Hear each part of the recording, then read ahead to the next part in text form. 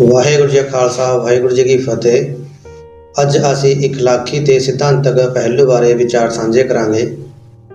ਸਿੰਘ ਸਾਹਿਬਾਨ ਦੁਆਰਾ ਨਿਭਾਏ ਗਏ ਇਸ ਰੋਲ ਬਾਰੇ ਇਹ ਅਹਿਮ ਸਵਾਲ ਖੜਾ ਹੁੰਦਾ ਹੈ ਕਿ ਇਹ ਸਭ ਕੁਝ ਕਿਉਂ ਅਰਥਾਤ ਕਿਸ ਸੋਚ ਤੇ ਮਕਸਦ ਨੂੰ ਸਾਹਮਣੇ ਰੱਖ ਕੇ ਕੀਤਾ। ਕਿ ਇਹ ਉਹਨਾਂ ਸੁਚੇਤ ਰੂਪ ਵਿੱਚ ਅਤੇ ਸਵੈ ਇੱਛਾ ਨਾਲ ਕੀਤਾ ਜਾਂ ਉਹਨਾਂ ਨੂੰ ਹਕੂਮਤੀ ਦਬਾਅ ਹੇਠ ਆ ਕੇ ਮਜਬੂਰੀ ਵਸ ਕਰਨਾ ਪਿਆ। ਇਸ ਨੂੰ ਉਹਨਾਂ ਦੀ ਬਦਨੀਤੀ, ਬਦ ਦਿਆਨਤਦਾਰੀ, ਬੁਜ਼ਦਿਲੀ ਤੇ ਬੇਸਮਝੀ 'ਚੋਂ ਕਿਹੜਾ ਨਾ ਦਿੱਤਾ ਜਾਵੇ। ਉਸ ਵੇਲੇ ਖੋਲਦੇ ਜਜ਼ਬਾਤਾਂ ਦੇ ਮਾਹੌਲ ਵਿੱਚ ਇਸ ਕਿਸਮ ਦੇ ਡੂੰਘੇ ਤੇ ਗੁੰਝਲਦਾਰ ਸਵਾਲਾਂ ਉੱਤੇ ਠੰਡੇ ਦਿਲੋਂ ਦਿਮਾਗ ਨਾਲ ਵਿਚਾਰ ਕਰ ਸਕਣਾ ਸੰਭਵ ਨਹੀਂ ਸੀ। ਉਸ ਮਾਹੌਲ ਅੰਦਰ ਅਜਿਹੀਆਂ ਜ਼ਿੰਮੇਵਾਰ ਤੇ ਸਤਿਕਾਰਯੋਗ ਪਦਵੀਆਂ 'ਤੇ ਬੈਠੇ ਵਿਅਕਤੀਆਂ ਦੀ ਰਤਾ ਜਿੰਨੀ ਵੀ ਥਿੜਕਣ ਤੇ ਕਮਜ਼ੋਰੀ ਕੌਮ ਨੂੰ ਗਵਾਰਾ ਨਹੀਂ ਸੀ। ਉਸ ਵੇਲੇ ਸਿੱਖ ਕੌਮ ਦਾ ਬਹੁਤ ਕੁਝ, ਉਸ ਦੀ ਇੱਜ਼ਤ, ਆਬਰੂ, ਸ਼ਾਨ, ਸਵੈਮਾਨ ਤੇ ਵਕਾਰ ਸਭ ਕੁਝ ਦਾਅ 'ਤੇ ਲੱਗਾ ਹੋਇਆ ਸੀ। ਇਸ ਕਰਕੇ ਉਸ ਮਾਹੌਲ ਵਿੱਚ ਆਗੂਆਂ ਦੇ ਮਨ ਦੀ ਕਮਜ਼ੋਰੀ ਵੀ ਇੱਕ ਨਾ ਖਿਮਾਯੋਗ ਅਪਰਾਧ ਸਮਝਿਆ ਗਿਆ ਅਤੇ ਇਸ ਮੁਤਾਬਕ ਹੀ ਸਜ਼ਾਵਾਂ ਨਿਰਧਾਰਿਤ ਕੀਤੀਆਂ ਗਈਆਂ। ਪਰ ਹੁਣ ਜੋ ਕਿ ਪੁਲਾਂ ਦੇ ਹੇਠਾਂ ਦੀ ਬਹੁਤ ਸਾਰਾ ਪਾਣੀ ਨਹੀਂ ਸਗੋਂ ਢੇਰ ਸਾਰਾ ਲਹੂ ਵਗ ਚੁੱਕਾ ਹੈ, ਤਾਂ ਅਜਿਹੇ ਸਵਾਲਾਂ ਤੇ ਮਸਲਿਆਂ ਉੱਤੇ ਠੰਡੇ ਸਾਤ ਹਿਰਦਿਆਂ ਨਾਲ ਗਹਿਰ ਤੇ ਗੰਭੀਰ ਵਿਚਾਰਾਂ ਕੀਤੀਆਂ ਜਾਣੀਆਂ ਚਾਹੀਦੀਆਂ ਹਨ। ਕਿਉਂਕਿ ਇਤਿਹਾਸ ਵਿੱਚ ਕੌਮਾਂ ਦੇ ਸਫ਼ਰ ਦੌਰਾਨ ਪਤਾ ਨਹੀਂ ਅਜਿਹੇ ਹੋਣੀ ਭਰੇ ਮੋੜ ਅਚਾਨਕ ਫਿਰ ਕਦੋਂ ਆ ਟਪਕਣ। ਵਿਦਵਾਨਾਂ ਦਾ ਕਥਨ ਹੈ ਕਿ ਜਿਹੜੀ ਕੌਮ ਆਪਣੇ ਬੀਤੇ ਦੇ ਨਾਂ ਪੱਖੀ ਤਜਰਬਿਆਂ ਕੋਲੋਂ ਸਬਕ ਗ੍ਰਹਿਣ ਨਹੀਂ ਕਰਦੀ, ਉਹ ਭਵਿੱਖ ਅੰਦਰ ਇਹਨਾਂ ਤਜਰਬਿਆਂ ਨੂੰ ਮੁੜ ਪਹਿਲਾਂ ਨਾਲੋਂ ਵੀ ਮਾੜੇ ਰੂਪ ਵਿੱਚ ਦੁਹਰਾਉਣ ਲਈ ਸ਼ਰਾਪੀ ਜਾਂਦੀ ਹੈ। ਉਸ ਵਿਸ਼ੇਸ਼ ਮਾਹੌਲ ਵਿੱਚ ਸਿੰਘ ਸਾਹਿਬਾਨ ਅਤੇ ਰਵਾਇਤੀ ਅਕਾਲੀ ਆਗੂਆਂ ਦੀ ਹਰ ਥਿੜਕਣ ਤੇ ਕਮਜ਼ੋਰੀ ਨੂੰ ਜ਼ਿਆਦਾ ਕਰਕੇ ਉਹਨਾਂ ਦੇ ਇਖਲਾਕੀ ਪਹਿਲੂ ਨਾਲ ਹੀ ਜੋੜ ਕੇ ਦੇਖਿਆ ਗਿਆ। ਇਸ ਨੂੰ ਉਹਨਾਂ ਦੇ ਸਿਧਾਂਤਕ ਨਜ਼ਰੀਏ ਨਾਲ ਜੋੜ ਕੇ ਵੇਖਣ ਤੇ ਸਮਝਣ ਦੇ ਯਤਨ ਬਹੁਤ ਘੱਟ ਹੋਏ। ਹਕੀਕਤ ਵਿੱਚ ਅਕਾਲੀ ਆਗੂਆਂ ਤੇ ਸਿੰਘ ਸਾਹਿਬਾਨਾਂ ਹੋਰਾਂ ਦੀਆਂ ਨੈਤਿਕ ਕਮਜ਼ੋਰੀਆਂ ਦੇ ਲੜ ਉਹਨਾਂ ਦੀਆਂ ਸਿਧਾਂਤਕ ਤਰੱਟੀਆਂ ਨਾਲ ਗੂੜੀ ਤਰ੍ਹਾਂ ਉਲਝੇ ਹੋਏ ਸਨ। ਮਿਸਾਲ ਵਜੋਂ ਭਾਰਤੀ ਹਾਕਮਾਂ ਵੱਲੋਂ ਦਰਬਾਰ ਸਾਹਿਬ ਉੱਤੇ ਫੌਜੀ ਹੱਲਾ ਬੋਲ ਦੇਣ ਦਾ ਬੱਜਰ ਗੁਨਾਹ ਕਰਨ ਉਪਰੰਤ ਵੀ ਅਕਾਲੀ ਆਗੂਆਂ ਨੇ ਭਾਰਤੀ ਰਾਜ ਤੇ ਹਿੰਦੂ ਹਾਕਮ ਵਰਗ ਦੇ ਹਕੀਕੀ ਕਿਰਦਾਰ ਅਤੇ ਭਾਰਤੀ ਰਾਜ ਅੰਦਰ ਸਿੱਖ ਕੌਮ ਦੀ ਸਥਿਤੀ ਤੇ ਤਕਦੀਰ ਦੇ ਬਾਰੇ ਵਿੱਚ ਆਪਣੀਆਂ ਪਹਿਲੀਆਂ ਸਿਧਾਂਤਕ ਧਾਰਨਾਵਾਂ ਵਿੱਚ ਕੋਈ ਬੁਨਿਆਦੀ ਰੱਦੋ-ਬਦਲ ਕਰਨ ਦੀ ਲੋੜ ਮਹਿਸੂਸ ਨਹੀਂ ਕੀਤੀ। ਅਸਲ ਵਿੱਚ ਦਰਬਾਰ ਸਾਹਿਬ ਉੱਤੇ ਹਮਲੇ ਦੀ ਘਟਨਾ ਨੂੰ ਉਹਨਾਂ ਨੇ ਭਾਰਤੀ ਹਾਕਮਾਂ ਵੱਲੋਂ ਸਿੱਖਾਂ ਨਾਲ ਕੀਤੀ ਗਈ ਇੱਕ ਹੋਰ ਵਧੀਕੀ ਵਜੋਂ ਹੀ ਦੇਖਿਆ ਸੀ। ਉਹਨਾਂ ਲਈ ਇਹ ਜ਼ੁਲਮੀ ਵਾਰਦਾਤ ਪਹਿਲੀਆਂ ਨਾਲੋਂ ਸਿਰਫ ਮਾਤਰਾ ਜਾਂ ਦਰਜੇ ਵਿੱਚ ਹੀ ਵੱਡੀ ਅਥਵਾ ਵੱਧ ਦਰਦਨਾਕ ਸੀ। ਇਸ ਨਾਲ ਸਿੱਖ ਕੌਮ ਸਾਹਮਣੇ ਸਿਫਤੀ ਤੌਰ 'ਤੇ ਨਵੀਂ ਹਾਲਤ ਪੈਦਾ ਹੋ ਜਾਣ ਦੀ ਹਕੀਕਤ ਉਹਨਾਂ ਦੇ ਗੇੜ ਵਿੱਚ ਨਹੀਂ ਸੀ ਆਈ, ਜਾਂ ਇਸ ਗੱਲ ਦਾ ਉਹਨਾਂ ਨੂੰ ਜੇਕਰ ਕੋਈ ਅਹਿਸਾਸ ਹੋਇਆ ਵੀ ਤਾਂ ਉਹ ਇੰਨਾ ਪੇਤਲਾ ਸੀ ਕਿ ਇਹ ਉਹਨਾਂ ਦੀ ਰੂਹ ਵਿੱਚ ਡੂੰਘਾ ਨਾ ਉਤਰ ਸਕਿਆ। ਇਸ ਨੇ ਉਹਨਾਂ ਦੀ ਚੇਤਨਾ ਉੱਤੇ ਕੋਈ ਵੀ ਗਹਿਰਾ ਤੇ ਚਿਰਸਥਾਈ ਪ੍ਰਭਾਵ ਨਾ ਛੱਡਿਆ। ਸਿੱਟਾ ਇਹ ਨਿਕਲਿਆ ਕਿ ਹਮਲੇ ਦੇ ਬਾਵਜੂਦ ਅਕਾਲੀ ਆਗੂਆਂ ਦੀ ਸਿਧਾਂਤਕ ਸੋਚਣੀ ਅਤੇ ਉਹਨਾਂ ਦੇ ਰਾਜਨੀਤਿਕ ਚਰਿੱਤਰ ਤੇ ਚਾਲ ਢਾਲ ਵਿੱਚ ਕੋਈ ਸਿਫਤੀ ਬਦਲਾਅ ਨਾ ਆਇਆ। ਉਹ ਨਵੀਂ ਹਾਲਤ ਨੂੰ ਪੁਰਾਣੀ ਦ੍ਰਿਸ਼ਟੀ ਨਾਲ ਹੀ ਵੇਖਦੇ ਰਹੇ। ਉਹਨਾਂ ਦੀ ਸਾਰੀ ਸਰਗਰਮੀ ਹਮਲੇ ਤੋਂ ਪਹਿਲਾਂ ਵਾਲੀ ਹਾਲਤ ਬਹਾਲ ਕਰਨ ਦੇ ਉਦੇਸ਼ ਦੁਆਲੇ ਹੀ ਘੁੰਮਦੀ ਰਹੀ। ਭਾਰਤੀ ਹਾਕਮਾਂ ਦੀਆਂ ਵਧੀਕੀਆਂ ਤੇ ਬੇਇਨਸਾਫੀਆਂ ਦੇ ਵਿਰੁੱਧ ਉਹ ਇੱਕ ਹੱਦ ਤੱਕ ਅੜਦੇ ਤੇ ਲੜਦੇ ਜ਼ਰੂਰ ਰਹੇ, ਪਰੰਤੂ ਇਹ ਕੁਝ ਕਰਦੇ ਹੋਏ ਵੀ ਉਹਨਾਂ ਹਰ ਮੌਕੇ ਅਤੇ ਹਰ ਮਾਮਲੇ ਵਿੱਚ ਆਪਣੇ ਰਾਜਸੀ ਸਵਾਰਥ ਨੂੰ ਮੂਹਰੇ ਰੱਖਣ ਦੀ ਆਪਣੀ ਜੱਦੀ ਆਦਤ ਤੇ ਬਿਰਤੀ ਨਹੀਂ ਸੀ ਤਿਆਗੀ। ਇਸ ਵਜ੍ਹਾ ਕਰਕੇ ਹਮਲੇ ਤੋਂ ਬਾਅਦ ਸਿੰਘ ਸਾਹਿਬਾਨ ਭਾਰਤੀ ਹਾਕਮਾਂ ਨਾਲ ਕਿਸੇ ਵੀ ਕਿਸਮ ਦਾ ਮੇਲ ਮਿਲਾਪ ਨਾ ਰੱਖਣ ਅਤੇ ਉਹਨਾਂ ਨੂੰ ਕਿਸੇ ਵੀ ਕਿਸਮ ਦਾ ਸਹਿਯੋਗ ਨਾ ਦੇਣ ਦਾ ਅਡੋਲ ਪੈਂਤੜਾ ਧਾਰਨ ਨਹੀਂ ਕਰ ਸਕਦੇ ਸਨ। ਕਿਉਂਕਿ ਅਜਿਹਾ ਅਡੋਲ ਪੈਂਤੜਾ ਧਾਰਨ ਕਰਨ ਲਈ ਇਕੱਲਾ ਨੈਤਿਕ ਜੇਰਾ ਹੀ ਨਹੀਂ ਸੀ ਲੋੜੀਂਦਾ। ਇਸ ਦੇ ਵਾਸਤੇ ਆਪਣੀਆਂ ਕੁਝ ਬੁਨਿਆਦੀ ਸਿਧਾਂਤਕ ਧਾਰਨਾਵਾਂ ਦੇ ਬੰਧਨਾਂ ਤੋਂ ਮੁਕਤ ਹੋਣਾ ਪਹਿਲੀ ਤੇ ਜ਼ਰੂਰੀ ਲੋੜ ਸੀ। ਸਿੱਖ ਪੰਥ ਅੰਦਰਲੇ ਜਿਨ੍ਹਾਂ ਵਰਗਾਂ ਨੇ ਭਾਰਤੀ ਰਾਜ ਦੇ ਗਲਬੇ ਤੋਂ ਪੂਰਨ ਤੌਰ ਤੇ ਮੁਕਤ ਹੋਣ, ਅਰਥਾਤ ਆਪਣਾ ਵੱਖਰਾ ਤੇ ਸੁਤੰਤਰ ਰਾਜ ਸਥਾਪਿਤ ਕਰਨ ਦੀ ਆਪਸ਼ਨ ਦੇ ਦਰ ਸਵੈ ਮਰਜ਼ੀ ਨਾਲ ਹੀ ਪੱਕੇ ਤੌਰ ਤੇ ਬੰਦ ਕਰ ਰੱਖੇ ਹੋਏ ਸਨ, ਉਹ ਭਾਰਤੀ ਰਾਜ ਤੋਂ ਨਾਬਰ ਹੋਣ ਦਾ ਨੈਤਿਕ ਸਾਹਸ ਨਹੀਂ ਸੀ ਜੁਟਾ ਸਕਦੇ। ਭਾਰਤੀ ਹਾਕਮਾਂ ਦੇ ਖਿਲਾਫ ਲੱਖਾਂ ਇਤਰਾਜ਼ਾਂ ਤੇ ਰੋਸਿਆਂ ਦੇ ਬਾਵਜੂਦ ਉਹਨਾਂ ਨਾਲ ਸਮਝੌਤਾ ਤੇ ਸਹਿਯੋਗ ਕਰਕੇ ਚੱਲਣਾ ਇਹਨਾਂ ਸਿੱਖ ਵਰਗਾਂ ਦੀ ਮਜਬੂਰੀ ਤੇ ਨਾਲ ਹੀ ਆਦਤ ਜਿਹੀ ਵੀ ਬਣ ਗਈ ਸੀ। ਉਹ ਇਸ ਨਾਲੋਂ ਵੱਖਰਾ ਰਾਹ ਅਖਤਿਆਰ ਨਹੀਂ ਕਰ ਸਕਦੇ ਸਨ। ਉਹਨਾਂ ਅੰਦਰ ਪੰਥਕ ਜਜ਼ਬਾ ਭਾਵੇਂ ਪੂਰੀ ਤਰ੍ਹਾਂ ਖਤਮ ਤਾਂ ਨਹੀਂ ਸੀ ਹੋਇਆ, ਪਰ ਇਹ ਪੂਰਾ ਸ਼ੁੱਧ ਨਹੀਂ ਰਿਹਾ ਸੀ। ਇਸ ਵਜ੍ਹਾ ਕਰਕੇ ਆਪਣੇ ਵਿਅਕਤੀਗਤ ਸਵੈ ਮਾਣ ਦੇ ਨਾਲ ਹੀ ਉਹ ਸਿੱਖ ਕੌਮ ਦੀ ਸਮੂਹਿਕ ਆਨ ਤੇ ਸ਼ਾਨ ਦੀ ਪੂਰੀ ਦ੍ਰਿੜਤਾ ਦੇ ਧੜੱਲੇ ਨਾਲ ਰਾਖਿਆ ਨਹੀਂ ਕਰ ਸਕਦੇ ਸਨ। ਇਸ ਨਾਲ ਪੈਰ ਪੈਰ ਤੇ ਸਮਝੌਤਾ ਕਰਨਾ ਉਹਨਾਂ ਦਾ ਦੁਰਭਾਗ ਬਣ ਗਿਆ ਸੀ, ਜਿਸ ਸਦਕਾ ਉਹ ਨਿੱਜੀ ਰੂਪ ਵਿੱਚ ਅਤੇ ਸਮੂਹਿਕ ਕੌਮੀ ਪੱਧਰ ਤੇ ਵੀ ਆਪਣੀ ਹਾਕਮਾਂ ਹੱਥੋਂ ਅਪਮਾਨ ਸਹਿਣ ਦੇ ਆਦੀ ਹੋ ਗਏ ਸਨ। ਇਹੀ ਵਜ੍ਹਾ ਸੀ ਕਿ ਉਸ ਵੇਲੇ ਵੀ ਜਦੋਂ ਭਾਰਤੀ ਫੌਜ ਦੁਆਰਾ ਦਰਬਾਰ ਸਾਹਿਬ ਭਵਨ ਸਮੂਹ ਦੇ ਅੰਦਰ ਨਿਹੱਤੇ ਤੇ ਨਿਰਦੋਸ਼ ਸਿੱਖਾਂ ਦੇ ਖੂਨ ਦੀ ਹੋਲੀ ਖੇਡੀ ਜਾ ਰਹੀ ਸੀ ਅਤੇ ਲਹੂ ਤਿਹਾਏ ਫੌਜੀ ਨਾ ਸਿਰਫ ਪਵਿੱਤਰ ਪਰਿਕਰਮਾ ਦੇ ਅੰਦਰ ਵੋਟਾਂ ਸਮੇਤ ਦਣਦਣਾਉਂਦੇ ਫਿਰ ਰਹੇ ਸਨ, ਸਗੋਂ ਉਹ ਹੰਕਾਰ ਦੇ ਬਦਲੇ ਦੀ ਭਾਵਨਾ ਨਾਲ ਦਰਸ਼ਨੀ ਡਿਊਟੀ ਅੰਦਰ ਸਿਗਰਟਾਂ ਪੀਣ ਵਰਗੀਆਂ ਅਤ ਦਰਜੇ ਦੀਆਂ ਭੜਕਾਊ ਹਰਕਤਾਂ ਕਰ ਰਹੇ ਸਨ। ਸ੍ਰੀ ਹਰਿਮੰਦਰ ਸਾਹਿਬ ਦੇ ਹੈੱਡ ਗ੍ਰੰਥੀ ਗਿਆਨੀ ਸਾਹਿਬ ਸਿੰਘ ਜੀ ਨੂੰ ਉਸ ਅਵਸਥਾ ਵਿੱਚ ਵੀ ਫੌਜੀ ਜਰਨੈਲਾਂ ਦੀਆਂ ਇੱਛਾਵਾਂ ਦਾ ਪਾਲਣ ਕਰਨ ਵਿੱਚ ਕੋਈ ਝਿਜਕ ਮਹਿਸੂਸ ਨਹੀਂ ਹੋਈ ਸੀ। ਅਣਖ ਤੇ ਸਵੈ ਮਾਣ ਇਹ ਮੰਗ ਕਰਦੇ ਸਨ ਕਿ ਅਜਿਹੀ ਹਾਲਤ ਵਿੱਚ ਸਿੰਘ ਸਾਹਿਬ ਫੌਜੀ ਅਫਸਰਾਂ ਨੂੰ ਤੋੜ ਕੇ ਜਵਾਬ ਦੇ ਦਿੰਦੇ ਅਤੇ ਜਿੰਨਾ ਚਿਰ ਕਤਲੋ ਗਾਰਤ ਦਾ ਸਿਲਸਿਲਾ ਬੰਦ ਨਹੀਂ ਸੀ ਹੁੰਦਾ ਤੇ ਫੌਜੀਆਂ ਵੱਲੋਂ ਦਰਬਾਰ ਸਾਹਿਬ ਦੀ ਪਰਿਕਰਮਾ ਭੰਗ ਕਰਨ ਵਾਲੀਆਂ ਕੋਝੀਆਂ ਹਰਕਤਾਂ ਬੰਦ ਕਰਨ ਦਾ ਪੂਰਾ ਭਰੋਸਾ ਨਹੀਂ ਸੀ ਦਵਾਇਆ ਜਾਂਦਾ, ਉਹਨਾਂ ਚਿਰ ਤੱਕ ਫੌਜੀ ਜਰਨੈਲਾਂ ਨੂੰ ਕਿਸੇ ਵੀ ਰੂਪ ਵਿੱਚ ਸਹਿਯੋਗ ਨਾ ਦੇਣ ਦੀ ਦ੍ਰਿੜ ਪੋਜੀਸ਼ਨ ਲਈ ਜਾਂਦੀ। ਇਸ ਦਾ ਨਤੀਜਾ ਕਰਮ ਕੀ ਹੋਣਾ ਸੀ? ਵੱਧ ਤੋਂ ਵੱਧ ਇਹ ਕਿ ਹੋਰਨਾਂ ਹਜ਼ਾਰਾਂ ਬੇਕਸੂਰ ਸਿੱਖਾਂ ਦੇ ਨਾਲ ਹੀ ਸਿੰਘ ਸਾਹਿਬਾਨ ਨੂੰ ਵੀ ਫੜ ਕੇ ਜੇਲ੍ਹਾਂ ਵਿੱਚ ਡੱਕ ਦਿੱਤਾ ਜਾਂਦਾ। ਸ੍ਰੀ ਹਰਿਮੰਦਰ ਸਾਹਿਬ ਦੀ ਰੋਜ਼ਾਨਾ ਮਰਿਆਦਾ ਵਿੱਚ ਜੋ ਵਿਘਨ ਪੈ ਗਿਆ ਸੀ, ਭਾਰਤੀ ਹਾਕਮਾਂ ਨੇ ਆਪਣੇ ਪਾਪਾਂ ਨੂੰ ਕੱਜਣ ਲਈ ਉਸ ਦਾ ਆਪੇ ਕੋਈ ਛੇਤੀ ਹੱਲ ਕੱਢ ਲੈਣਾ ਸੀ। ਫੌਜ ਕੋਲ ਆਪਣੇ ਗ੍ਰੰਥੀਆਂ ਤੇ ਰਾਗੀਆਂ ਦੀ ਕਮੀ ਨਹੀਂ ਸੀ ਅਤੇ ਜੇਕਰ ਇਹ ਮਰਿਆਦਾ ਛੇਤੀ ਕੀਤੇ ਬਹਾਲ ਨਾ ਹੋ ਵੀ ਸਕਦੀ ਤਾਂ ਵੀ ਇਹ ਕੋਈ ਅਣਹੋਣੀ ਗੱਲ ਨਹੀਂ ਸੀ ਹੋਣੀ। ਸ੍ਰੀ ਹਰਿਮੰਦਰ ਸਾਹਿਬ ਉੱਤੇ ਦੁਸ਼ਮਣ ਫੌਜਾਂ ਦੇ ਹਮਲੇ ਤੇ ਕਬਜ਼ੇ ਦੀ ਸੂਰਤ ਵਿੱਚ ਸਿੱਖਾਂ ਨੇ ਹੋਰਨਾਂ ਦਿਲ ਕੰਬਾਊ ਜ਼ੁਲਮਾਂ ਦੇ ਨਾਲ ਹੀ ਇਸ ਸਦਮੇ ਨੂੰ ਵੀ ਭਾਣਾ ਮੰਨ ਕੇ ਬਰਦਾਸ਼ਤ ਕਰ ਲੈਣਾ ਸੀ।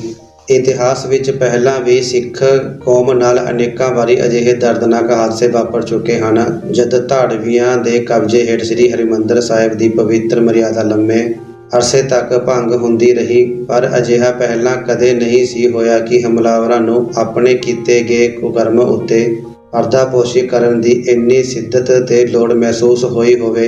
ਇਹ ਮਕਾਰੀ ਸਿਰਫ ਹਿੰਦੂ ਹਾਕਮਾਂ ਦੇ ਹਿੱਸੇ ਆਈ ਸੀ ਅਤੇ ਇਹ ਵੀ ਪਹਿਲਾਂ ਕਦੇ ਨਹੀਂ ਸੀ ਹੋਇਆ ਕਿ ਹਰਿਮੰਦਰ ਸਾਹਿਬ ਦੇ ਹੈੱਡ ਗ੍ਰੰਥੀ ਨੇ ਹਮਲੇ ਤੋਂ ਐਨ ਪਹਿਲਾਂ ਤਾਂ ਇੱਕ ਲਿਖੀ ਬਿਆਨ ਅੰਦਰ ਸਿੱਖ ਕੌਮ ਨੂੰ ਹਮਲਾਵਰ ਦਾ ਮੂੰਹ ਭੰਨਣ ਤੇ ਦੁਸ਼ਟਾਂ ਦਾ ਨਾਸ਼ ਕਰ ਦੇਣ ਦਾ ਜੰਗਜੂ ਸੱਦਾ ਦਿੱਤਾ ਹੋਵੇ ਅਤੇ ਫਿਰ 6 ਦਿਨਾਂ ਬਾਅਦ ਉਹ ਖੁਦ ਹੀ ਹਮਲਾਵਰਾਂ ਤੇ ਦੁਸ਼ਟਾਂ ਦਾ ਹੱਥ ਵਟਾਉਣ ਲਈ ਸਰਗਰਮ ਹੋਇਆ ਫਿਰਦਾ ਹੋਵੇ। ਸਿੱਖ ਸਾਹਿਬਾਨ ਦੁਆਰਾ ਦਿਖਾਈ ਗਈ ਇਹ ਇਖਲਾਕੀ ਨਿਰਬਲਤਾ ਨਿਰੋਲ ਉਸ ਦੇ ਕਮਜ਼ੋਰ ਮਨ ਦੀ ਪੈਦਾਇਸ਼ ਨਹੀਂ ਸੀ। ਸਿਧਾਂਤਕ ਸ਼ੁੱਧਤਾ ਤੇ ਨੀਚਾ ਦੀ ਕਮੀ ਵੀ ਇਸ ਦਾ ਇੱਕ ਪ੍ਰਮੁੱਖ ਕਾਰਨ ਸੀ। ਸਿੰਘ ਸਾਹਿਬਾਨ ਤੇ ਅਕਾਲੀ ਆਗੂ ਭਾਰਤੀ ਫੌਜ ਦੁਆਰਾ ਕੀਤੇ ਗਏ ਹਮਲੇ ਦੀ ਤੁਲਨਾ ਭਲੇ ਹੀ ਮੁਗਲਾਂ ਤੇ ਅਫਗਾਨੀਆਂ ਦੇ ਹਮਲਿਆਂ ਨਾਲ ਕਰ ਰਹੇ ਸਨ, ਪਰੰਤੂ ਉਹ ਇਹ ਗੱਲ ਦਿਲੀ ਨੀਚਾ ਚੋਂ ਨਹੀਂ ਕਹਿ ਰਹੇ ਸਨ। ਇਹ ਮਹਿਜ ਇੱਕ ਆਦਤਨ ਬਿਆਨਬਾਜ਼ੀ ਸੀ। ਭਾਰਤ ਦੇ ਹਿੰਦੂ ਹਾਕਮਾਂ ਨੂੰ ਉਹਨਾਂ ਨੇ ਜੇਕਰ ਮੁਗਲਾਂ ਤੇ ਅਫਗਾਨੀਆਂ ਵਾਂਗੂ ਹੀ ਗੈਰ ਤੇ ਦੁਸ਼ਮਣ ਸਮਝਿਆ ਹੁੰਦਾ ਤਾਂ ਉਹਨਾਂ ਦਾ ਰਵੱਈਆ ਪ੍ਰਤੱਖ ਰੂਪ ਵਿੱਚ ਬਹੁਤ ਵੱਖਰਾ ਹੋਣਾ ਸੀ। ਜ਼ਰਾ ਸੋਚੋ ਕਿ 18ਵੀਂ ਸਦੀ ਵਿੱਚ ਸਿੱਖਾਂ ਦਾ ਕੋਈ ਧਾਰਮਿਕ ਜਾਂ ਰਾਜਨੀਤਿਕ ਆਗੂ ਦਰਬਾਰ ਸਾਹਿਬ ਉੱਤੇ ਕਬਜ਼ਾ ਕਰੀ ਬੈਠੇ। ਜ਼ਕਰੀਆ ਖਾਨ, ਲਖਪਤ ਰਾਏ ਤੇ ਅਹਿਮਦ ਸ਼ਾਹ ਅਬਦਾਲੀ ਵਰਗੇ ਜਰਵਾਣਿਆਂ ਦੇ ਨਾਲ ਜ਼ਾਹਰਾ ਜਾਂ ਲੁਕਵੀਆਂ ਮੀਟਿੰਗਾਂ ਕਰਨ ਅਤੇ ਉਹਨਾਂ ਨਾਲ ਕਿਸੇ ਕਿਸਮ ਦਾ ਮੇਲ ਮਿਲਾਪ ਰੱਖਣ ਬਾਰੇ ਸੋਚ ਸਕਦਾ ਸੀ। ਉੱਕਾ ਹੀ ਨਹੀਂ, ਕਿਉਂਕਿ ਮੁਗਲਾਂ ਤੇ ਅਫਗਾਨੀਆਂ ਦੇ ਮੂਲ ਖਾਸੇ ਤੇ ਮਨੋਰਥਾਂ ਬਾਰੇ ਅਤੇ ਉਹਨਾਂ ਨਾਲ ਪੰਥ ਦੇ ਰਿਸ਼ਤੇ ਬਾਰੇ ਸਿੱਖਾਂ ਦੇ ਮਨਾਂ ਅੰਦਰ ਕੋਈ ਰੋਲ ਘਚੋਲਾ ਨਹੀਂ ਸੀ। ਪਰ ਜਿਵੇਂ ਕਿ ਪਹਿਲਾਂ ਜ਼ਿਕਰ ਹੋ ਚੁੱਕਾ ਹੈ, ਭਾਰਤ ਦੇ ਹਿੰਦੂ ਹਾਕਮਾਂ ਦੇ ਮਾਮਲੇ ਵਿੱਚ ਅਕਾਲੀ ਆਗੂਆਂ ਅੰਦਰ ਅਜਿਹੀ ਸਪਸ਼ਟਤਾ ਦਾ ਰੜਕਵਾਂ ਅਭਾਵ ਸੀ। ਇੱਥੇ ਕੁਝ ਵੀ ਸਾਫ਼ ਤੇ ਨਿਖਰਵਾਂ ਨਹੀਂ ਸੀ, ਨਾ ਦੁਸ਼ਮਣ ਦੇ ਇਰਾਦੇ ਤੇ ਮਨੋਰਥ ਅਤੇ ਨਾ ਲੜਾਈ ਦੇ ਮੁੱਦੇ ਤੇ ਨਿਸ਼ਾਨੇ। ਇਖਲਾਕੀ ਨਿਰਬਲਤਾ ਦੇ ਨਾਲ ਹੀ ਇਸ ਸਿਧਾਂਤਕ ਤੱਥ ਨੇ ਵੀ ਹਮਲੇ ਦੇ ਉਪਰੰਤ ਸਿੰਘ ਸਾਹਿਬਾਨ ਦੇ ਸਮੁੱਚੇ ਆਚਾਰ ਵਿਹਾਰ ਉੱਤੇ ਗਹਿਰਾ ਨਾ ਪੱਖੀ ਪ੍ਰਭਾਵ ਪਾਇਆ। ਸਿੰਘ ਸਾਹਿਬਾਨ ਸਮੇਂ ਦੀ ਲੋੜ ਤੇ ਮੰਗ ਦੇ ਮੁਤਾਬਕ ਨੈਤਿਕ ਸਡੋਲਤਾ ਤੇ ਸਿਧਾਂਤਕ ਅਡੋਲਤਾ ਦਾ ਪ੍ਰਗਟਾਵਾ ਨਾ ਕਰ ਸਕੇ।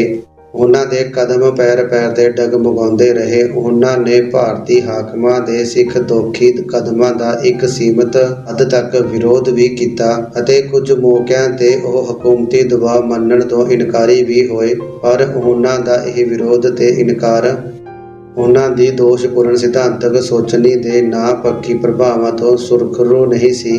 ਮਿਸਾਲ ਦੇ ਤੌਰ ਤੇ ਫੌਜੀ ਹਮਲੇ ਤੋਂ ਬਾਅਦ ਸਿੰਘ ਸਾਹਿਬਾਨ ਨੇ ਮੌਕੇ ਮੁਤਾਬਕ ਇਹ ਦਰੁਸਤ ਨਿਰਣਾ ਤਾਂ ਕਰ ਲਿਆ ਸੀ ਕਿ ਸ੍ਰੀ ਦਰਬਾਰ ਸਾਹਿਬ ਵੱਲੋਂ ਸਰਕਾਰੀ ਪੱਖ ਦੇ ਕਿਸੇ ਵੀ ਵਿਅਕਤੀ ਨੂੰ ਸਿਰੋਪਾਓ ਨਾ ਦਿੱਤਾ ਜਾਵੇ, ਜਿਸ ਕਰਕੇ ਗਿਆਨੀ ਜੈਲ ਸਿੰਘ, ਇੰਦਰਾ ਗਾਂਧੀ, ਜਨਰਲ A.S. ਵੇਦੀਆ ਤੇ ਬੂਟਾ ਸਿੰਘ ਆਦਿ ਜੋ ਕਿਸੇ ਨੂੰ ਵੀ ਸ੍ਰੀ ਦਰਬਾਰ ਸਾਹਿਬ ਪੁੱਜਣ ਤੇ ਸਿਰੋਪਾਓ ਨਹੀਂ ਦਿੱਤੇ ਗਏ ਸਨ। ਪਰੰਤੂ ਇਹ ਸਹਿੰਦਾ ਰੋਸ ਪ੍ਰਗਟਾਉਣ ਤੋਂ ਅੱਗੇ ਸਿੰਘ ਸਾਹਿਬਾਨ ਹੋਰ ਕੋਈ ਪ੍ਰਭਾਵਸ਼ਾਲੀ ਕਾਰਵਾਈ ਕਰਨ ਦੀ ਹਿੰਮਤ ਨਾ ਜੁਟਾ ਸਕੇ। ਚਾਹੀਦਾ ਇਹ ਸੀ ਕਿ ਹਾਕਮ ਧਿਰ ਦੇ ਕਿਸੇ ਵੀ ਅਹਿਮ ਵਿਅਕਤੀ ਦੇ ਦਰਬਾਰ ਸਾਹਿਬ ਪੁੱਜਣ ਤੇ ਉਸ ਨੂੰ ਮੂੰਹ ਨਾ ਲਾਇਆ ਜਾਂਦਾ, ਭਾਵ ਉਸ ਦਾ ਮੁਕੰਮਲ ਬਾਈਕਾਟ ਕੀਤਾ ਜਾਂਦਾ। ਇਹ ਘੱਟੋ ਘੱਟ ਸਜ਼ਾ ਸੀ ਜੋ ਸਿੰਘ ਸਾਹਿਬਾਨ ਇਹਨਾਂ ਦੋਖੀਆਂ ਨੂੰ ਦੇ ਸਕਦੇ ਸਨ। ਖਾਸ ਤੌਰ ਤੇ ਇੰਦਰਾ ਗਾਂਧੀ ਤੇ ਜਨਰਲ A.S. ਵੇਦੀਆ ਵਰਗੇ ਮਹਾਪਾਪੀ ਤਾਂ ਜ਼ਰੂਰ ਹੀ ਅਜਿਹੀ ਕਰਾਰੀ ਫਿਟਕਾਰ ਦੇ ਹੱਕਦਾਰ ਸਨ, ਪਰ ਸਿੰਘ ਸਾਹਿਬਾਨ ਕੋਲੋਂ ਇੰਨਾ ਵੀ ਨਾ ਸਰਿਆ। ਐਡਾ ਭਾਰੀ ਕਹਿਰ ਕਰ ਗੁਜ਼ਰਨ ਤੋਂ ਬਾਅਦ ਜਦ ਇਹ ਪਾਪੀ ਹਸਤੀਆਂ ਆਪਣੇ ਕਿਸੇ ਕਪਟ ਭਰੀ ਨੀਤੀ ਦੇ ਅਧੀਨ ਅਲੱਗ ਤੌਰ ਤੇ ਦਰਬਾਰ ਸਾਹਿਬ ਦੇ ਦਰਸ਼ਨਾਂ ਨੂੰ ਆਈਆਂ ਤਾਂ ਸਿੰਘ ਸਾਹਿਬਾਨਾਂ ਉਹਨਾਂ ਕੋਲ ਆਪਣਿਆਂ ਵਾਂਗ ਰੋਸ ਜਤਾਉਂਦੇ ਅਤੇ ਹੋਏ ਜ਼ੁਲਮਾਂ ਦੇ ਰੋਣੇ ਰੋਂਦੇ ਰਹੇ, ਜਿਵੇਂ ਜ਼ੁਲਮ ਕਰਨ ਤੇ ਕਰਾਉਣ ਵਾਲੇ ਇਹ ਨਹੀਂ ਕੋਈ ਹੋਰ ਸਨ। ਗਿਆਨੀ ਕਿਰਪਾਲ ਸਿੰਘ ਜੀ ਦੀ ਲਿਖਤ ਵਿੱਚੋਂ ਇਸ ਤਰ੍ਹਾਂ ਦੀ ਦਾਦ ਫਰਿਆਦ ਦੀਆਂ ਕਈ ਸਾਰੀਆਂ ਮਿਸਾਲਾਂ ਮਿਲਦੀਆਂ ਹਨ। ਜਿਵੇਂ ਕਿ 19 ਜੂਨ ਨੂੰ ਭਾਰਤੀ ਫੌਜ ਦੇ ਕਮਾਂਡਰ ਇਨ chief general A.S. ਵੇਦੀਆ Darbar Sahib ਦੇ ਦਰਸ਼ਨਾਂ ਨੂੰ ਆਏ। ਹੈੱਡ ਗ੍ਰੰਥੀ ਸਾਹਿਬ ਦੇ ਦਫ਼ਤਰ ਵਿੱਚ ਸਿੰਘ ਸਾਹਿਬਾਨ ਨੂੰ ਵੀ ਮਿਲੇ। ਉਹਨਾਂ ਦੇ ਨਾਲ ਲੈਫਟੀਨੈਂਟ ਜਨਰਲ ਸਰਦਾਰ ਰਣਜੀਤ ਸਿੰਘ, ਦਿਆਲ, ਕੁਲਦੀਪ ਸਿੰਘ ਬਰਾੜ ਤੇ ਜਮਵਾਲ ਵੀ ਸਨ। ਅਸੀਂ ਉਹਨਾਂ ਨੂੰ ਯਾਦ ਭਾਰਤੀ ਫੌਜ ਦੀਆਂ ਜ਼ਿਆਦਤੀਆਂ ਤੇ ਜ਼ੁਲਮਾਂ ਦੀਆਂ ਰੌਂਗਟੇ ਖੜੇ ਕਰਨ ਵਾਲੀਆਂ ਕਹਾਣੀਆਂ ਸੁਣਾਈਆਂ ਤਾਂ ਇਹ ਸੁਣ ਕੇ ਸ੍ਰੀ ਵੇਦੀਆ ਨੇ ਬਰਾੜ ਤੇ ਜਮਵਾਲ ਨੂੰ ਬਹੁਤ ਤਾੜਿਆ ਅਤੇ ਹੋਰ 23 ਜੂਨ ਵਾਲੇ ਦਿਨ ਪ੍ਰਧਾਨ ਮੰਤਰੀ ਸ਼੍ਰੀਮਤੀ ਇੰਦਰਾ ਗਾਂਧੀ ਸ੍ਰੀ ਹਰਿਮੰਦਰ ਸਾਹਿਬ ਦੇ ਦਰਸ਼ਨਾਂ ਹਿੱਤ ਆਈ। ਸੁਬਾਹ ਸਾਨੂੰ ਸਾਰੇ ਸਿੰਘ ਸਾਹਿਬਾਨ ਨੂੰ ਸੁਨੇਹਾ ਮਿਲਿਆ ਕਿ ਪੰਜੇ ਸਿੰਘ ਸਾਹਿਬ ਸ੍ਰੀ ਦਰਬਾਰ ਸਾਹਿਬ ਪੁੱਜੋ, ਕਿਉਂਕਿ ਸ਼੍ਰੀਮਤੀ ਇੰਦਰਾ ਗਾਂਧੀ ਸ੍ਰੀ ਹਰਿਮੰਦਰ ਸਾਹਿਬ ਦੇ ਦਰਸ਼ਨਾਂ ਲਈ ਆ ਰਹੀ ਹੈ। ਅਸੀਂ 4 ਸਿੰਘ ਸਾਹਿਬ ਗੁਰੂ ਰਾਮਦਾਸ ਹਸਪਤਾਲ ਵਿੱਚ ਆਪਣੇ ਦਫ਼ਤਰ ਪੁੱਜੇ। ਉੱਥੇ ਸ਼੍ਰੋਮਣੀ ਕਮੇਟੀ ਦੇ ਐਕਟਿੰਗ ਪ੍ਰਧਾਨ ਆਤਮਾ ਸਿੰਘ ਤੇ ਸ਼੍ਰੋਮਣੀ ਅਕਾਲੀ ਦਲ ਦੇ ਐਕਟਿੰਗ ਪ੍ਰਧਾਨ ਉਜਾਗਰ ਸਿੰਘ ਸੇਖਾਵਾਂ ਵੀ ਆ ਗਏ। ਅਸੀਂ ਕੁਝ ਸਮਾਂ ਗਿਆਨੀ ਸਾਹਿਬ ਸਿੰਘ ਜੀ ਨੂੰ ਉਡੀਕਦੇ ਰਹੇ। ਜਦ ਪਤਾ ਲੱਗਾ ਕਿ ਉਹ ਸ੍ਰੀ ਹਰਿਮੰਦਰ ਸਾਹਿਬ ਅੰਦਰ ਡਿਊਟੀ 'ਤੇ ਹਨ ਤੇ ਸਾਡਾ ਸੁਨੇਹਾ ਉਹਨਾਂ ਨੂੰ ਨਹੀਂ ਮਿਲਿਆ, ਤਾਂ ਅਸੀਂ ਚੌਹਾਂ ਸਿੰਘਾਂ ਸਾਹਿਬਾਨਾਂ ਨੇ ਸ੍ਰੀ ਦਰਬਾਰ ਸਾਹਿਬ ਉੱਪਰ ਫੌਜੀ ਹਮਲਾ ਕਰਾਉਣ ਵਾਲੀ ਜ਼ਾਲਮ ਪ੍ਰਧਾਨ ਇੰਦਰਾ ਗਾਂਧੀ ਦਾ ਮੁਕੰਮਲ ਤੌਰ 'ਤੇ ਬਾਈਕਾਟ ਕਰਨ ਦਾ ਫੈਸਲਾ ਕੀਤਾ ਅਤੇ ਇਹ ਸੁਨੇਹਾ ਅੰਦਰ ਭੇਜਿਆ, ਜੋ ਜਾਂ ਤਾਂ ਗਿਆਨੀ ਸਾਹਿਬ ਸਿੰਘ ਜੀ ਤੱਕ ਆਪੜ ਨਾ ਸਕਿਆ ਅਤੇ ਜਾਂ ਫਿਰ ਕੁਝ ਸ਼੍ਰੋਮਣੀ ਕਮੇਟੀ ਅਤੇ ਅਕਾਲੀ ਦਲ ਦੇ ਅਧਿਕਾਰੀਆਂ ਤੇ ਕਰਮਚਾਰੀਆਂ ਨੇ ਉਹਨਾਂ ਨੂੰ ਇਹ ਸਲਾਹ ਦਿੱਤੀ ਕਿ ਤੁਸੀਂ ਇੰਦਰਾ ਗਾਂਧੀ ਨੂੰ ਫੌਜੀ ਹਮਲੇ ਸਮੇਂ ਹੋਏ ਜ਼ੁਲਮਾਂ ਦੀ ਦਾਸਤਾਨ ਖੋਲ੍ਹ ਕੇ ਸੁਣਾਓ ਤੇ ਹੋਈ ਤਬਾਹੀ ਤੇ ਬਰਾਬਰੀ ਵਿਖਾਓ। ਇਸ ਕਰਕੇ ਉਹਨਾਂ ਨੇ ਇੰਦਰਾ ਗਾਂਧੀ ਦੇ ਸ੍ਰੀ ਹਰਿਮੰਦਰ ਸਾਹਿਬ ਮੱਥਾ ਟੇਕ ਕੇ ਬਾਹਰ ਆਉਣ ਸਮੇਂ ਬਾਹਰ ਆ ਕੇ ਪਹਿਲਾਂ CRP ਤੇ ਫੌਜ ਵੱਲੋਂ ਸ੍ਰੀ ਦਰਬਾਰ ਸਾਹਿਬ ਦੀ ਇਮਾਰਤ ਵਿੱਚ ਲੱਗੀਆਂ ਗੋਲੀਆਂ ਦੇ ਨਿਸ਼ਾਨ ਵਿਖਾਏ। ਫਿਰ ਪੁਲ 'ਤੇ ਖੜ੍ਹੇ ਹੋ ਕੇ ਦਰਸ਼ਨੀ ਡਿਓਢੀ 'ਚ ਗੋਲੀਆਂ ਨਾਲ ਹੋਏ ਮਗੋਰੇ ਦਿਖਾਏ। ਸਿੰਘ ਸਾਹਿਬ ਨੇ ਕਿਹਾ, ਤੁਹਾਡੀ ਫੌਜ ਨੇ ਮੁਗਲਾਂ ਤੋਂ ਵੱਧ ਜ਼ੁਲਮ ਕੀਤੇ, ਤੁਹਾਡੇ ਪਾਸ ਸਹੀ ਰਿਪੋਰਟਾਂ ਨਹੀਂ ਪੁੱਜਦੀਆਂ। ਮੁਗਲ ਪਠਾਨ ਤਾਂ ਵਿਦੇਸ਼ੀ ਧੜਵੀ ਸਨ, ਪਰ ਹੁਣ ਤਾਂ ਸਾਡੇ ਦੇਸ਼ ਦੇ ਲੋਕਾਂ ਦੀ ਆਪਣੀ ਸਰਕਾਰ ਹੈ। ਅਸੀਂ ਇਸ ਦੇਸ਼ ਦੇ ਸ਼ਹਿਰੀ ਹਾਂ, ਇਹ ਸਾਡੀ ਆਪਣੀ ਫੌਜ ਹੈ। ਸਿੱਖ ਕੌਮ ਨੇ ਦੇਸ਼ ਦੀ ਆਜ਼ਾਦੀ ਲਈ ਅਤੇ ਪਿੱਛੇ ਇਸ ਨੂੰ ਕਾਇਮ ਰੱਖਣ ਲਈ ਮਹਾਨ ਕੁਰਬਾਨੀਆਂ ਕੀਤੀਆਂ ਹਨ। ਤੁਸੀਂ ਇਸ ਬਹਾਦਰ ਸਿੱਖ ਕੌਮ ਨਾਲ ਦੂਜੇ ਦਰਜੇ ਦੇ ਸ਼ਹਿਰੀਆਂ ਵਾਲਾ ਸਲੂਕ ਕੀਤਾ, ਜਿਹੜੀ ਕੌਮ ਹਮੇਸ਼ਾ ਦੇਸ਼ ਭਗਤ ਅਤੇ ਵਫਾਦਾਰ ਰਹੀ। ਤੁਸੀਂ ਉਹਨਾਂ ਨਾਲ ਇੰਨਾ ਮਾੜਾ ਸਲੂਕ ਕੀਤਾ ਕਿ ਸਾਰੀ ਕੌਮ ਦੇ ਹਿਰਦੇ ਛਲਣੀ ਹੋ ਗਏ ਹਨ। ਸਰਸਰੀ ਨਜ਼ਰ ਨਾਲ ਤੱਕਦਿਆਂ ਇਸ ਵਿੱਚ ਕੁਝ ਵੀ ਗਲਤ ਜਾਂ ਇਤਰਾਜ਼ਯੋਗ ਨਹੀਂ ਲੱਗਦਾ, ਪਰੰਤੂ ਬਾਰੀਕ ਬੀਨੀ ਨਾਲ ਵੇਖਿਆ ਜਾਏ ਤਾਂ ਸਿੰਘ ਸਾਹਿਬਾਨਾਂ ਦਾ ਇਹ ਕਰਮ ਅਤੇ ਅੰਦਾਜ਼ ਉਹਨਾਂ ਦੇ ਉਸ ਦੋਸ਼ਪੂਰਨ ਸਿਧਾਂਤਕ ਨਜ਼ਰੀਏ ਦੀ ਸਹੀ ਤਰਜਮਾਨੀ ਕਰਦਾ ਸੀ, ਜਿਸ ਦੇ ਸਦਕਾ ਉਹ ਨਾ ਤਾਂ ਦਰਬਾਰ ਸਾਹਿਬ ਉੱਤੇ ਹਮਲੇ ਦੀ ਕਾਰਵਾਈ ਤੋਂ ਪੂਰਬਲੀਆਂ ਘਟਨਾਵਾਂ ਨੂੰ ਸਹੀ ਪਰਿਪੇਖ ਵਿੱਚ ਰੱਖ ਕੇ ਵੇਖ ਸਕੇ ਸਨ ਅਤੇ ਨਾ ਹੀ ਹਮਲੇ ਤੋਂ ਬਾਅਦ ਦੀ ਸਥਿਤੀ ਦਾ ਸਹੀ ਅਨੁਭਵ ਕਰ ਸਕਦੇ ਸਨ। ਗਿਆਨੀ ਸਾਹਿਬ ਸਿੰਘ ਜੇਕਰ ਹਮਲੇ ਤੋਂ ਬਾਅਦ ਵੀ ਇੰਦਰਾ ਗਾਂਧੀ ਨੂੰ ਸ਼ਿਕਵੇ ਦੀ ਸੂਰ ਵਿੱਚ ਉਹੀ ਗੱਲ ਚਿਤਾਰ ਰਹੇ ਸਨ, ਜਿਹੜੀਆਂ ਕਿ ਅਕਾਲੀ ਆਗੂ 1947 ਤੋਂ ਲੈ ਕੇ ਲਗਾਤਾਰ ਚਿਤਾਰਦੇ ਆ ਰਹੇ ਸਨ ਅਤੇ ਜਿਨ੍ਹਾਂ ਨੂੰ ਸੁਣ ਕੇ ਸੰਵੇਦਨਸ਼ੀਲ ਤੇ ਗੈਰਤਮੰਦ ਸਿੱਖ ਮਨ ਅਕੇਵਾ ਮਹਿਸੂਸ ਕਰਨ ਲੱਗ ਪਏ ਸਨ, ਤਾਂ ਸਾਫ਼ ਜ਼ਾਹਰ ਹੋ ਜਾਂਦਾ ਹੈ ਕਿ ਸਿੰਘ ਸਾਹਿਬਾਨ ਨੂੰ ਹਮਲੇ ਸਦਕਾ ਸਿੱਖ ਕੌਮ ਦੇ ਸਨਮੁਖ ਪੈਦਾ ਹੋਈ ਇੱਕ ਅਸਲੋਂ ਹੀ ਨਵੀਂ ਇਤਿਹਾਸਕ ਹਾਲਤ ਅਤੇ ਸਿੱਖ ਜਨਤਾ ਦੀ ਸੋਚ ਤੇ ਜਜ਼ਬਿਆਂ ਅੰਦਰ ਆ ਚੁੱਕੇ ਇਨਕਲਾਬ ਦੀ ਕੋਈ ਸੁੱਧ ਨਹੀਂ ਸੀ। ਸਿੰਘ ਸਾਹਿਬਾਨ ਦੀ ਇਸ ਸਿਧਾਂਤਕ ਅਯੋਗਤਾ ਨੇ ਉਸ ਨੂੰ ਕਈ ਮੌਕਿਆਂ 'ਤੇ ਸਿੱਖ ਜਜ਼ਬਿਆਂ ਦੇ ਵਹਿਣ ਦੀ ਉਲਟੀ ਦਿਸ਼ਾ ਵਿੱਚ ਲਿਜਾ ਖੜਾ ਕੀਤਾ, ਜਿਸ ਸਦਕਾ ਅਜਿਹੇ ਮੌਕਿਆਂ 'ਤੇ ਉਹਨਾਂ ਨੂੰ ਸਿੱਖ ਜਨਤਾ, ਖਾਸ ਕਰਕੇ ਨੌਜਵਾਨ ਵਰਗ ਦੇ ਤਿੱਖੇ ਵਿਰੋਧ ਤੇ ਰੋਹ ਦਾ ਸਾਹਮਣਾ ਕਰਨਾ ਪਿਆ। ਪਰੰਤੂ ਆਪਣੀ ਸਿਧਾਂਤਕ ਸੋਚ ਤੇ ਦ੍ਰਿਸ਼ਟੀ ਦੀਆਂ ਸੀਮਤਾਈਆਂ ਕਰਕੇ ਸਿੱਖ ਸਾਹਿਬਾਨ ਇਸ ਹਕੀਕਤ ਦਾ ਸਹੀ ਵਿਸ਼ਲੇਸ਼ਣ ਤੇ ਅਨੁਭਵ ਨਾ ਕਰ ਸਕੇ। ਉਹ ਸਿੱਖ ਨੌਜਵਾਨ ਵਰਗ ਦੇ ਇਸ ਵਿਰੋਧ ਤੇ ਰੋਹ ਨੂੰ ਕਾਂਗਰਸੀ ਆਗੂਆਂ ਦੀ ਸ਼ਹਿ ਨਾਲ ਸ਼ਰਾਰਤੀ ਅਨਸਰਾਂ ਦੁਆਰਾ ਕੀਤੀ ਗਈ ਗੜਬੜ ਦਾ ਨਾਮ ਦੇ ਕੇ ਸਵੈ ਸੰਤੁਸ਼ਟੀ ਹਾਸਲ ਕਰਦੇ ਰਹੇ। ਇਸ ਨਾਲ ਸਿੱਖ ਕੌਮ ਦੇ ਕਾਜ ਤੇ ਸੰਘਰਸ਼ ਦਾ ਭਾਰੀ ਨੁਕਸਾਨ ਹੋਇਆ। ਇੰਦਰਾ ਗਾਂਧੀ ਦੇ ਦਰਬਾਰ ਸਾਹਿਬ ਪੁੱਜਣ ਤੇ ਉਸ ਦਾ ਬਾਈਕਾਟ ਕਰਨ ਬਾਰੇ ਸਿੰਘ ਸਾਹਿਬਾਨ ਦੁਆਰਾ ਅੱਧ-ਪਚੱਦੇ ਮਨ ਨਾਲ ਕੀਤਾ ਗਿਆ ਫੈਸਲਾ ਆਪਣੀ ਥਾਵੇਂ ਗਲਤ ਨਹੀਂ ਸੀ, ਪਰ ਇਸ ਨਾਲੋਂ ਅਹਿਮ ਗੱਲ ਇੰਦਰਾ ਗਾਂਧੀ ਵੱਲੋਂ ਉਸ ਵਿਸ਼ੇਸ਼ ਮੌਕੇ ਦੀ ਦਰਬਾਰ ਸਾਹਿਬ ਦੀ ਫੇਰੀ ਉੱਤੇ ਆਉਣ ਪਿੱਛੇ ਕੰਮ ਕਰਦੇ ਮਨੋਰਥ ਨੂੰ ਬੁੱਝਣਾ।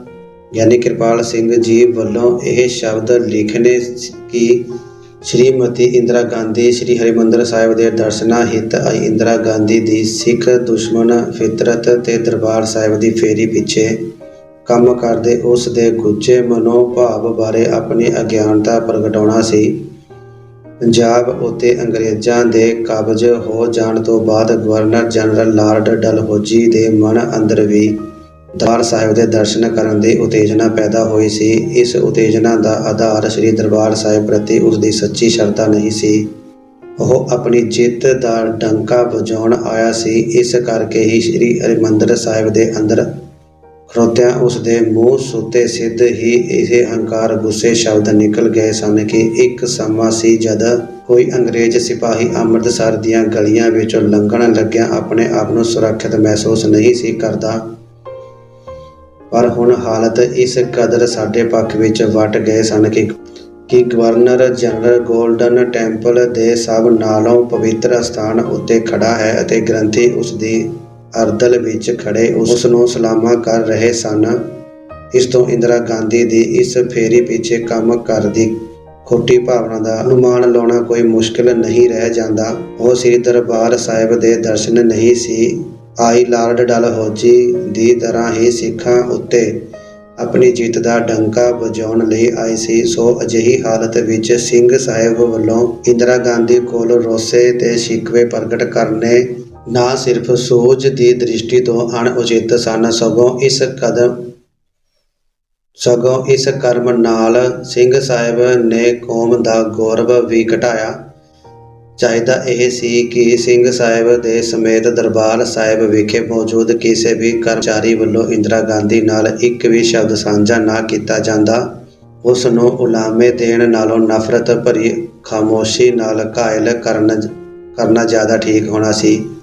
ਪਰੰਤੂ ਸਿੰਘ ਸਾਹਿਬਾਨ ਵੱਲੋਂ ਵਿਖਾਏ ਗਏ ਸਿਧਾਂਤਕ ਕੱਚਪੁਣੇ ਤੇ ਇਖਲਾਕੀ ਦੁਰਬਲਤਾ ਦੀ ਇਹ ਕੋਈ ਇਕੱਲੀ ਉਦਾਹਰਨ ਨਹੀਂ ਸੀ। ਇਹ ਗੱਲ ਉਹਨਾਂ ਦੀ ਸਮੁੱਚੀ ਸ਼ਖਸੀਅਤ, ਇਖਲਾਕ ਤੇ ਤਰਜੇ ਅਮਲ ਦਾ ਹਿੱਸਾ ਬਣੀਆਂ ਹੋਈਆਂ ਸਨ। ਪਰ ਇਸ ਦੇ ਬਾਵਜੂਦ ਉਸ ਵੇਲੇ ਸਿੱਖ ਕੌਮ ਦਾ ਰਾਜਨੀਤਿਕ ਤੇ ਮਾਨਸਿਕ ਮਿਜਾਜ ਕੁਝ ਅਜਿਹਾ ਸੀ ਕਿ ਸਿੰਘ ਸਾਹਿਬਾਨ ਨੇ ਜਦੋਂ ਵੀ ਤੇ ਜਿਸ ਹੱਦ ਤੱਕ ਵੀ ਸਰਕਾਰ ਵਿਰੋਧੀ ਰੁਖ ਅਪਣਾਇਆ ਤਾਂ ਉਹਨਾਂ ਨੂੰ ਸਿੱਖ ਪੰਥ ਵੱਲੋਂ ਪੂਰਜੋਸ਼ ਹੁੰਗਾਰਾ ਮਿਲਿਆ।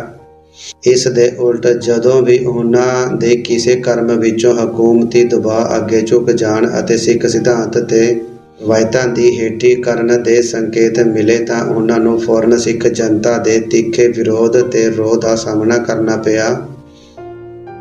ਬਾਕੀ ਰਹਿੰਦੇ ਵਿਚਾਰ ਸੰਗਤ ਦੇ ਨਾਲ ਫਿਰ ਸਾਂਝੇ ਕਰਾਂਗੇ। ਭੁੱਲ ਚੁੱਕ ਮਾਫ਼ ਕਰਨੀ ਅਤੇ ਪ੍ਰਵਾਨ ਕਰਨੀ। ਵਾਹਿਗੁਰੂ ਜੀ ਕਾ ਖਾਲਸਾ, ਵਾਹਿਗੁਰੂ ਜੀ ਕੀ ਫਤਿਹ।